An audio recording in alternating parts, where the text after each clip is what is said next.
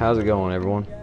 Today I wanted to do a quick video on how I record my record my gameplay and stuff like that for VR. Now, one of the first things you're going to need to know is what headset you are using. Now, for mine specifically, there are some certain stuff you got to do to help it get along, you know? Well, I use a Quest.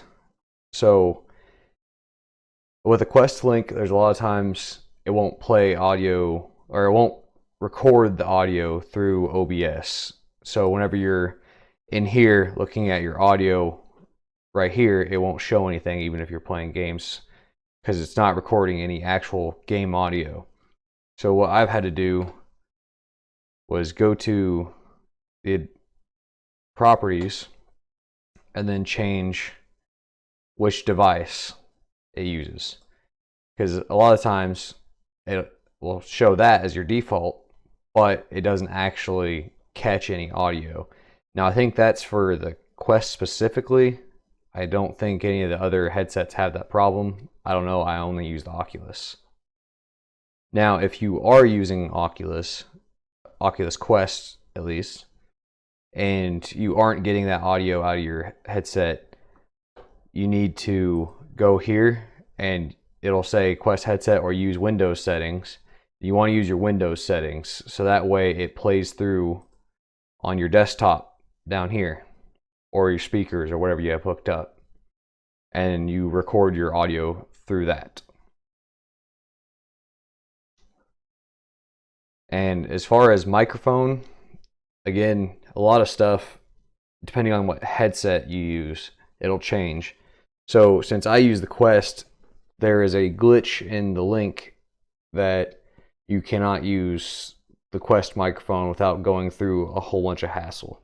So what I use is a lapel mic, which it was like $15 on Amazon. It wasn't that big of an ordeal. You can find them even cheaper than that on there. Just make sure you get a good powered one and not just a regular old smartphone one. Okay, now something else you might have to do is over here in the Steam VR tab, you go right here, go down to settings, and here in general, you can also put it as the input audio device, have it as your microphone, because then might have more of a chance of picking that up.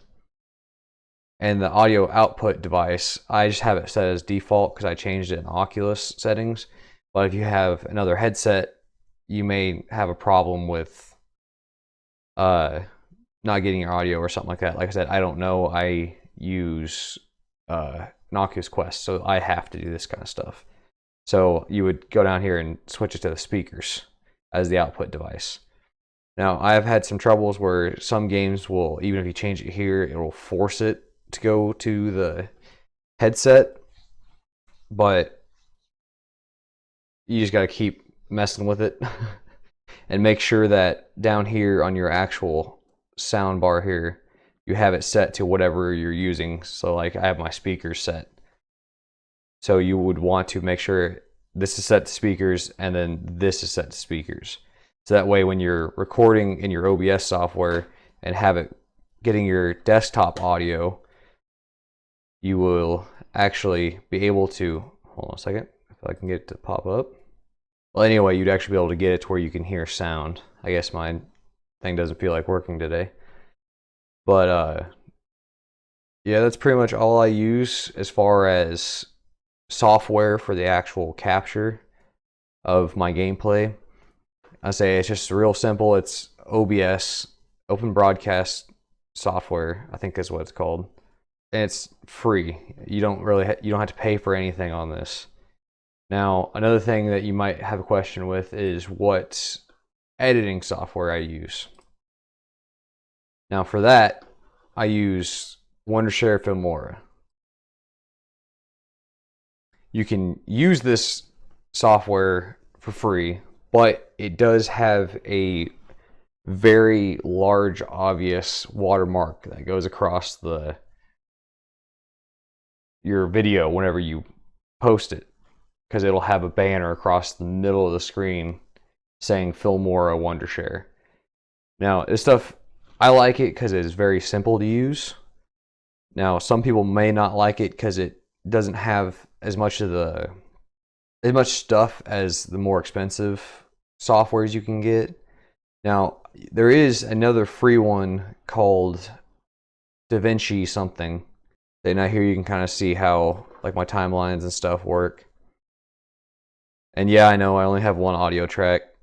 That is because of I can't figure out how to get the second one to work. But I'll figure it out eventually.